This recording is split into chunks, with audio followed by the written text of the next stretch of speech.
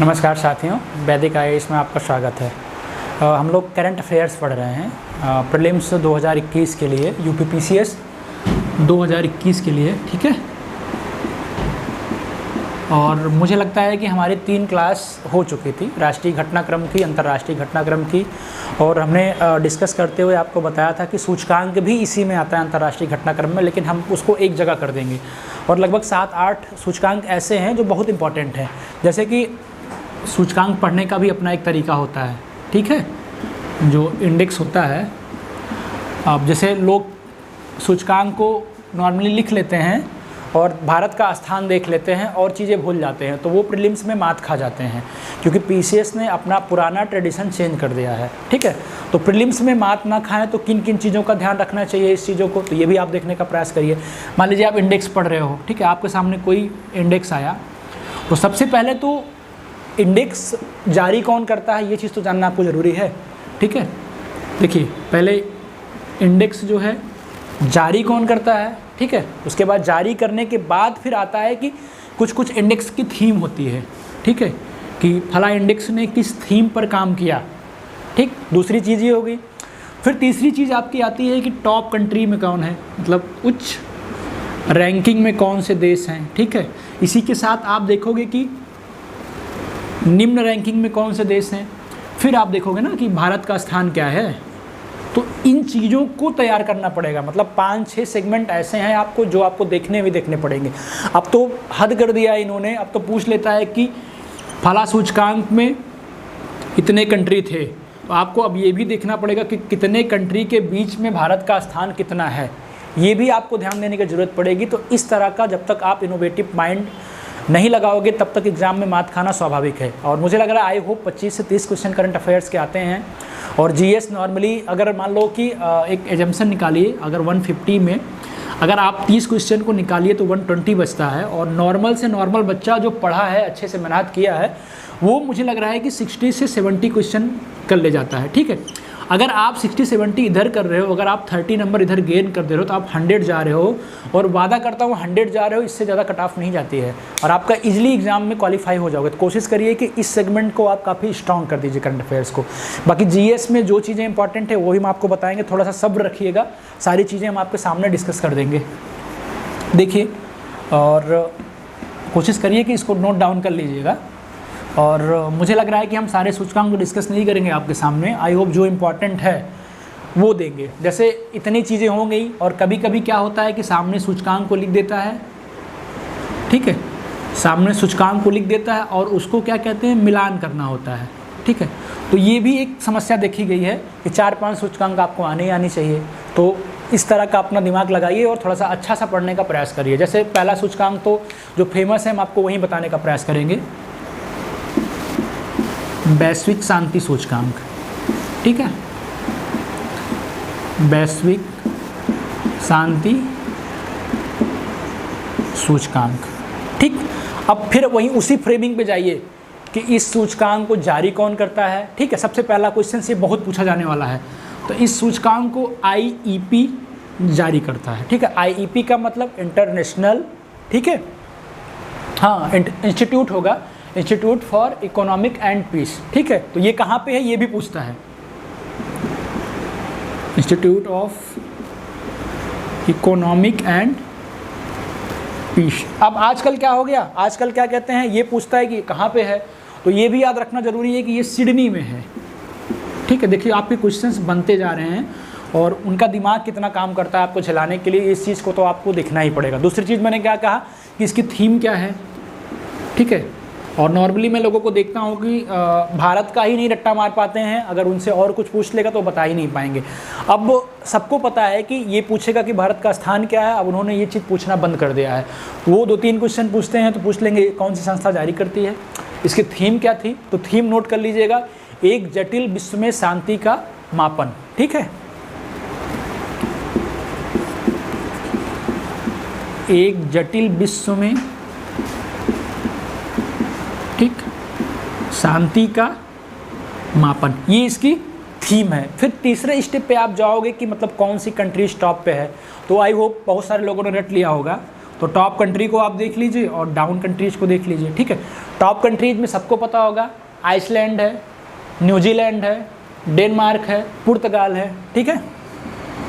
Iceland, New Zealand, Denmark और पुर्तगाल है। और निम्न कंट्रियों में कौन से देश हैं? अफगानिस्तान है, यमन है, सीरिया है, ठीक है। अफगानिस्तान, यमन, सीरिया, ठीक है। तो ये हो गया किसी भी सूचकांक को पढ़ने का तरीका।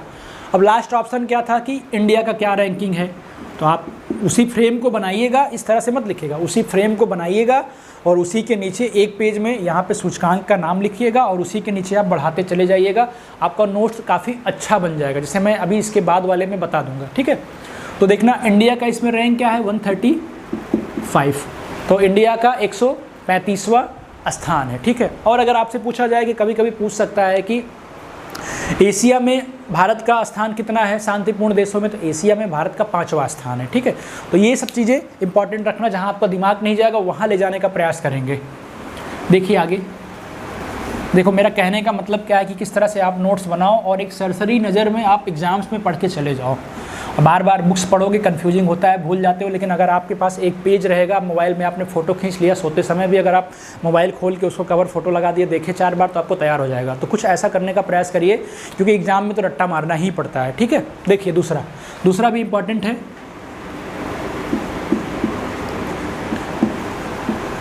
विश्व खुशहाली सूचकांक, ठीक है, मतलब वर्ल्ड हैप्पीनेस इंडेक्स। मार्कर थोड़ा सा डाउन चल रहा है, ठीक है। विश्व खुशहाली, ये तो बिल्कुल नहीं चल रहा है, इंक नहीं डाली गई क्या, विश्व खुशहाली सूचकांक, ठीक है। अब इसमें भी देखिए, मेरा कहने का मतलब आप ऊपर हेडिंग डालिए, ऐसे लिखिए सूचकांक, और जो हमने थीम्स बताई कि इन चीज़ों का ध्यान जारी कौन करता है, ठीक है, इसका थीम क्या था, कितने कंट्रीज हैं, उसको ऐसे नोट डाउन कर लीजिए। उसके बाद यहाँ पे पेज छोड़िए, यहाँ पे सूचकांक का नाम लिखिए और ऐसे नोट्स बनाते चले जाइए। 10 सूचकांक अच्छे से तैयार कर लीजिए, वादा करता हूँ कि उन 10 सूचकांकों से बाहर कुछ भी नहीं जाएगा, ठीक है।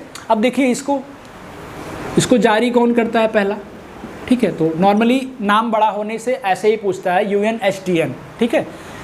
नाम बड़ा होने से इसका नाम ऐसे ही पूछता है, इसी के साथ में यूनेस्को वगैरह दे देगा तो आप परेशान हो जाओगे। तो इसका नाम याद रखना होगा, तो यूनाइटेड नेशन सस्टेनेबल डेवलपमेंट, ठीक है, सॉल्यूशन नेटवर्क, ठीक है, ये इसका UNSTN का नाम है। अब कंट्रीज कितने हैं, ठीक है, चिपका के कंट्रीज कितने हैं, कंट्रीज इसके क्या कहते हैं, उसके कितने कंट्रीज थे, उसके कितने कंट्रीज थे ये याद रखना है, इसके कितने कंट्रीज हैं ये भी याद रखना है, ठीक है।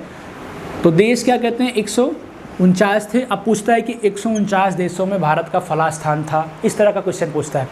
और थीम अगर खुशहाली सूचकांक है तो कुछ ना कुछ इसकी थीम हैप्पीनेस से रिलेटेड होगी, ऐसे याद रखना। इसलिए ऑप्शन में जब भी मारना तो इस तरह का कोटेशन बना लेना कि इसका जो क्या कहते हैं थीम है वो हैप्पीनेस फॉर ऑल, ठीक है, happiness for all for ever, ठीक है, ये याद रखना है, हैप्पीनेस फॉर ऑल, ठीक है, और ये वाला फॉर एवर रहेगा। तो ठीक है, इससे याद रखना कि अगर सूचकांक खुशहाली का है तो इसी से रिलेटेड कुछ ना कुछ इसका इंडेक्स होगा। अब टॉप कंट्रीज़ पे जाओगे और लो कंट्रीज़ पे जाओगे तो याद कर लेना टॉप कंट्रीज़ में कौन कौन से देश हैं, 3-4 याद रख लो, और लो कंट्रीज़ में कौन से देश हैं। टॉप कंट्रीज़ में आपका उसमें क्या था, आइसलैंड था, इसमें फिनलैंड आता है, फिर डेनमार्क आता है, फिर स्विट्ज़रलैंड आता है, फिर आइसलैंड आता है। और अगर लो कंट्रीज़ में आप जाओगे तो लो कंट्रीज़ में क्या कहते हैं, अफगानिस्तान आता है, जिम्बाब्वे आता है, रवांडा आता है, ठीक है, और क्या आता है, बोत्सवाना आता है। और अगर फिर भारत का स्थान पूछे तो भारत का इस बार उसमें 135 था और इसमें भारत का स्थान 139 है। ये आपका 2 सूचकांक ओवरऑल कंप्लीट हो गया, ठीक है। अब तीसरा जो इम्पोर्टेंट मुझे लगता है वो है अंतर्राष्ट्रीय बौद्धिक संपदा सूचकांक। ये भी एग्जाम्स में काफ़ी पूछा जा रहा है और जो जो मैटर्स आपके सामने पूछे जा रहे हैं वो हम रख देने का प्रयास कर रहे हैं, ठीक है। बौद्धिक संपदा, ठीक, सूचकांक। फिर इसमें वही क्वेश्चंस आ गया कि कौन जारी करता है, कैसे क्या होता है, तो इन सब चीज़ों को आपको याद रखना पड़ेगा। जारी करता GPC, ठीक, GPC फुल फॉर्म क्या होगा इसका, GPC का ग्लोबल इनोवेशन पॉलिसी सेंटर, अरे एक्चुअल में GIPC, ठीक है, global innovation policy centre, global innovation policy centre. ठीक, एक क्वेश्चन का जवाब आपको मिल गया। और दूसरा क्वेश्चन क्या हमारा था, इसका क्या कहते हैं, थीम क्या था, तो थीम थी इसकी रिकवरी थ्रू इंजेनिटी। ये बहुत इंपॉर्टेंट है, इस बार इसको याद रखना, रिकवरी थ्रू इंजेनिटी। बाकी तो टॉप कंट्रीज और क्या कहते हैं लो कंट्रीज तो आप तो पढ़ते ही होगे, रट्टा मार के बैठे होगे, लेकिन इस पे भी नज़र डाल लेना। कुछ कुछ बुकों में थीम्स नहीं दिया हुआ है और ऐसे डाटाज दिया हुआ है, एक पेज पे पलटोगे तो लोगों का ध्यान जाता है कि हमने वो चीज़ें कंप्लीट कर लिया। यहाँ पे सूचकांक लिखे हैं, यहाँ उनका डाटाज लिखा हुआ है, फर्स्ट सेकंड पे कौन है, भारत का क्या स्थान है। तो आप क्वेश्चन वहाँ से ना पूछ के यहाँ से क्वेश्चन आ रहा है, तो इसलिए आपका दिमाग मैं वहाँ ले जाना चाहूँगा। अब बौद्धिक संपदा सूचकांक में टॉप कंट्रीज में क्या है, पहले में आपका यूएसए हो गया, फिर ब्रिटेन हो गया, फिर जर्मनी हो गया, फिर फ्रांस हो गया, ब्रिटेन, जर्मनी और फ्रांस हो गया। लो कंट्रीज़ में आप वहीं जाओगे तो वेनेजुएला है लो कंट्रीज़ में, ठीक है। उसके बाद फिर अल्जीरिया भी है, तो इतना डीप में मत जाइएगा। लो कंट्रीज़ में कोशिश करिएगा एक आध कंट्री याद करिएगा, लेकिन टॉप कंट्रीज़ में 2-3 को याद रखने का प्रयास करिएगा, ठीक है। पाकिस्तान भी आता है वेनेजुएला के बाद, ठीक। चलिए ये चीज़ें छोड़िए, अब आइए अपने तीसरे पॉइंट पे कि इंडिया का क्या स्थान है। कई बार क्वेश्चन पूछा गया है बौद्धिक संपदा सूचकांक का कि इंडिया का ही स्थान पूछता है वो बार बार। तो इंडिया इस बार 40वें स्थान पर है, और हो सकता है कि इंडिया 40वें पे है तो पूछ सकते हैं पाकिस्तान का 41वें स्थान पे, नहीं, पाकिस्तान बहुत पीछे है, पाकिस्तान 52वें स्थान पे है, ठीक है। तो ये चीज़ें याद रखना। अब अगला क्वेश्चन देखिए,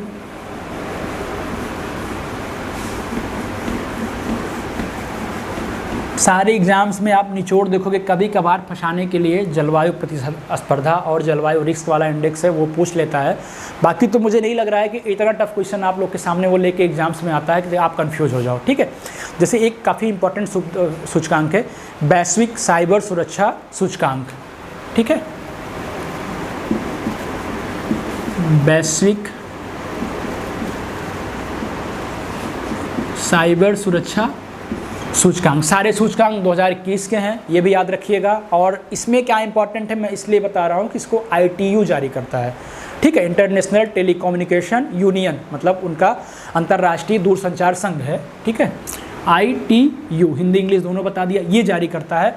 और इसमें इंपॉर्टेंट क्या होता है, इसमें आपसे पूछ सकता है कि इसके मानक क्या हैं, क्योंकि अभी घटनाएं काफ़ी ज़्यादा घट रही हैं साइबर की, तो इसलिए हो सकता है कि इसके डीप में क्वेश्चन पूछ सकता है कि इसके मानक क्या है। इसके जो भी मानक हैं या भी जो भी मानक के उपाय हैं वो याद रख लीजिएगा। इसमें क्या क्या चेक करता है, इसमें चेक करता है कि कौन से कानूनी उपाय थे, कौन से तकनीकी उपाय थे, कौन से संगठनात्मक उपाय थे, और क्षमता का विकास कैसे हुआ, सहयोग किसने किया। ये 5 इसके मानक थे, तकनीकी उपाय, संगठनात्मक उपाय, कानूनी उपाय, इन सब सारी चीज़ों को इसमें मापा जाता है, ठीक है। और इसमें कंट्रीज़ बहुत पूछता है, तो 194 कंट्रीज। हो सकता है कि आपको क्या कहते हैं 4 सूचकांक दे दे और सूचकांक के नाम दे दे और ये पूछ यही 194, 149, 135 जो भी वो दे दे और उसी को मैच करने के लिए दे दे। तो आप इनोवेटिव रहिए, क्वेश्चन किसी भी तरह से आपके सामने आ सकता है।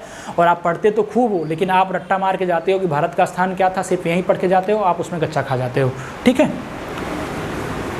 तो आपका साइबर सूचकांक हो गया, ठीक है। अब अगला सूचकांक देखिए, और अगला सूचकांक भी काफ़ी इंपॉर्टेंट है, भ्रष्टाचार बोध सूचकांक। ये भी 21 का है, और ये तो गेस किया जाता है कि हर बार आएगा, लेकिन जल्दी आता नहीं है, लेकिन पढ़ लीजिए।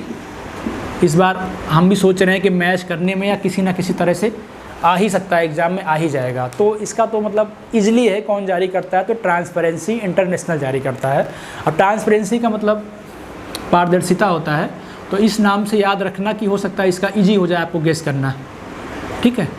ट्रांसपेरेंसी TI इंटरनेशनल जारी करता है। अब इसकी टॉप कंट्रीज में कौन है, इस बार दुविधा में है। हो सकता है कि क्वेश्चन ना पूछे यहाँ से, सिर्फ इसी को पूछे, क्योंकि इस बार न्यूजीलैंड, डेनमार्क को सेम स्थान पर रख दिया गया, उनको रैंकिंग 88 मिली है।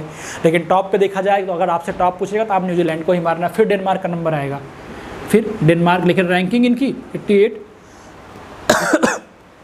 सेम है। उसके बाद उसके नीचे जाओगे तो क्या कहते हैं, मोजाम्बिक है, जिम्बाब्वे, अरे क्या कहते हैं सॉरी, फिनलैंड है, और स्विट्ज़रलैंड है, सिंगापुर है। इन सब को भी एक सेम स्थान पे 85 के रैंकिंग में रख दिया गया है, ठीक है।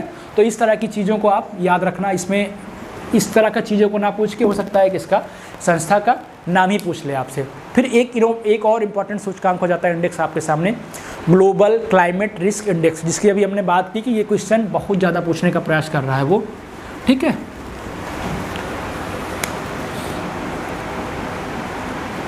ग्लोबल क्लाइमेट रिस्क इंडेक्स, ठीक है। अब इसमें आपसे क्या पूछेगा, इसमें बहुत ज़्यादा नहीं पूछेगा, इसकी संस्था सबसे इम्पॉर्टेंट है और सबसे हटके है, ठीक है। इसको जारी करता जो है ये जर्मन वाच जारी करता है, ठीक। ये चीज़ बड़ा इंपॉर्टेंट है, याद रखना। और कंट्रीज़ के नाम अगर पूछे तो मोजाम्बिक है, ठीक है, जिम्बाब्वे है और बहामास है, इनको याद रखना। और इंडिया का स्थान सबसे इम्पॉर्टेंट है, इसलिए मैं आपको ये बता रहा हूँ कि इंडिया 7वें स्थान पे है। इंडिया की पिछली रैंकिंग में पूछ सकता है, इसके पहले इंडिया 5वें स्थान पे था। तो ये आपको यहाँ पे जानना ज़रूरी है। और अगर रिस्क है, ग्लोबल क्लाइमेट रिस्क इंडेक्स है, तो क्या चीज़ पूछेगा, हो सकता है आपदा जहाँ जहाँ पे ज़्यादा आई है उसमें देखा जाता है कि कितना नुकसान हुआ है, कितनी मौतें हुई हैं, कितनी अर्थव्यवस्था का नुकसान हुआ है, उनका डाटा संकलन करके उनको उसी हिसाब से रखा जाता है, ठीक है। तो आगे 2-3 इंडेक्स और हैं, अच्छे से याद कर लीजिए।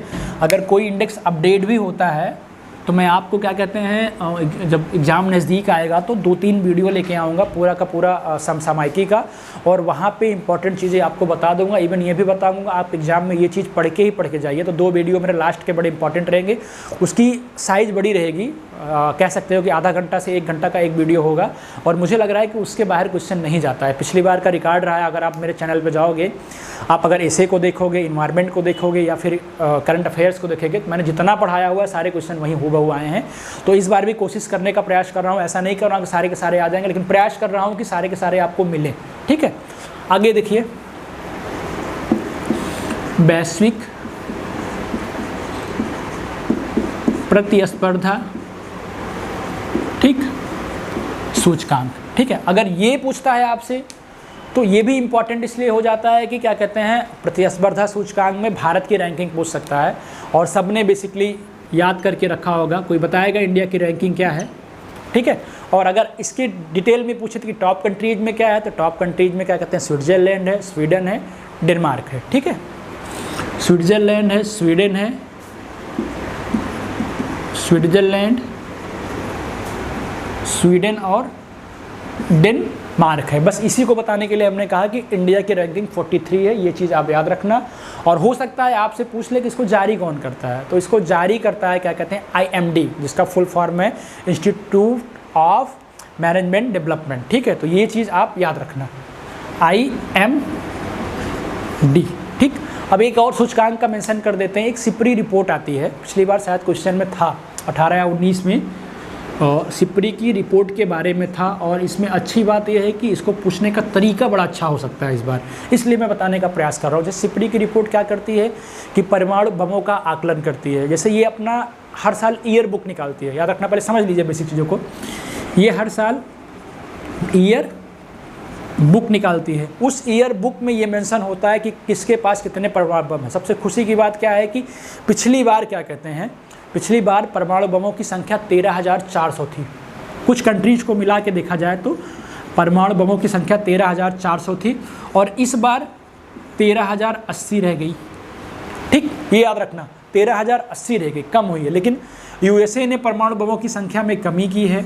USA का मुझे लग रहा है 5,550 है, और पिछली बार 5800 था। ये चीज़ देखना, 5,550 है और पिछली बार USA का 5800 था। और दूसरे नंबर पे आता क्या है, दूसरे नंबर पे रूस आता है। और रूस देखा था, रूस का 6,255 था, और इस बार रूस का बढ़ के 6,375 हुआ है। 6,255 था तो रूस का 6,375 हुआ। लेकिन देखना क्या है कि इंडिया में क्या हुआ है। भारत में पिछली बार 150 था, ये पिछली बार का डाटा, इस बार का डाटा है, मतलब रूस में भी कमी हुई है। और इंडिया की बात करें तो इंडिया में पिछली बार क्या कहते हैं, जो इंडिया का डाटा पिछली बार का था वो 150 के करीब था, इस बार इंडिया में बढ़ के 156 हो गया है, ठीक है। तो भारत में बढ़ोतरी हुई है, इसकी याद रखना, 150 से 156 हो गया है। तो ये सिपरी का रिपोर्ट इस बार इसलिए इम्पॉर्टेंट हो जाता है, इसलिए मैंने सोचा कि आपको बता दूंगा। तो अगर पूछे तो विश्व के जो परमाणु हथियारों की होती है उस पर एक रिपोर्ट जारी करता है, और कुछ देशों को मिला के ये इतना डाटा था इसका, इस बार कमी हुई है, ठीक है। और एक इम्पॉर्टेंट रिपोर्ट और है, वर्ल्ड प्रेस फ्रीडम इंडेक्स, जो मुझे लग रहा है कि संभवतः पूछता है एग्जाम में। तो इसको देख लीजिए। और एक आध रिपोर्ट और बता देते हैं जो नई है, इस समय नया नया नाम है, और हो सकता है कि नए नाम PCS में बहुत ज़्यादा रहते हैं, खासकर इतिहास में रहता है, और करंट में भी अर्थव्यवस्था में नई नई चीज़ें आती हैं। ठीक है, तो world press freedom index, world press freedom index, ठीक है, ये भी 2021 का। अब इसको जारी कौन करता है, ये बहुत पूछता है। कितने देशों का था ये याद करिए। इसमें 180 कंट्रीज़ हैं। अब प्रेस की बात है तो मतलब क्या कहते हैं, रिपोर्ट विदाउट बॉर्डर। ठीक है, जारी करता संस्था का नाम है रिपोर्ट विदाउट बॉर्डर, ये संस्था इसकी जारी करता है। और टॉप कंट्रीज में पूछे तो क्या बताओगे, नॉर्वे है, फिनलैंड है, स्वीडन है। ठीक है, निम्न कंट्रीज में एरिट्रिया है, उत्तरी कोरिया है, तुर्कमेनिस्तान है। अगर लिखना चाहो तो लिख लो, नॉर्वे, फिनलैंड, स्वीडन। ठीक, नॉर्वे, फिनलैंड और स्वीडन। ठीक, और निम्न कंट्रीज का भी नाम नोट कर लीजिए, एरिट्रिया, उत्तरी कोरिया, तुर्कमेनिस्तान। और भारत का स्थान क्या है, भारत का स्थान पूछे तो भारत का स्थान 142वां है। ठीक, 180 देशों में भारत का स्थान 142 है। एक और नई रिपोर्ट मुझे मिली थी पढ़ते समय, उसका नाम था चांडलर गुड गवर्नेंस 2021 रिपोर्ट। ठीक है, चांडलर गुड गवर्नेंस, हो सकता है ये पूछे। और इसको जारी कौन करता है, ये स्वीडन में एक संस्था है, इंस्टीट्यूट है, उसका नाम ही चांडलर के नाम से है, इंस्टीट्यूट के नाम से। तो इसको वो जारी करती है। और इसमें 104 देशों को रखा गया था। 104 देशों में फिनलैंड, स्विट्ज़रलैंड, सिंगापुर, ये टॉप कंट्रीज में था। और इंडिया इसमें क्या कहते हैं 49 प्लेस पे था। ठीक है, इसका उद्देश्य क्या होता है, इसका उद्देश्य होता है कि क्या कहते हैं, अनुशासन, प्रशिक्षण, अनुसंधान और सलाह के माध्यम से देशों को क्या क्या क्षमता विकसित की गई है, कैसे मजबूत किया गया, उनका क्या कहते हैं आकलन करना या क्षमता उनकी और मजबूत करना। तो इसका ये डिटेल है। और मुझे लग रहा है कि एक दो सूचकांक और भी इम्पोर्टेंट हैं, और कोशिश करूँगा कि उनका अपडेशन आ जाए तो आपको बताऊँगा क्लाइमेट का। बाकी इतनी रिपोर्ट के बाहर तो मुझे नहीं लग रहा है एग्जाम में आपसे कुछ पूछा जाएगा। तो ये आपका सूचकांक हो गया। इसके बाद भी और जो करंट टॉपिक्स होंगे, जैसे आर्थिक घटनाक्रम होगा, पर्यावरणीय घटनाक्रम होगा, इन सारी चीज़ों को आपके सामने लेके आने का प्रयास करेंगे। धन्यवाद। 20 मिनट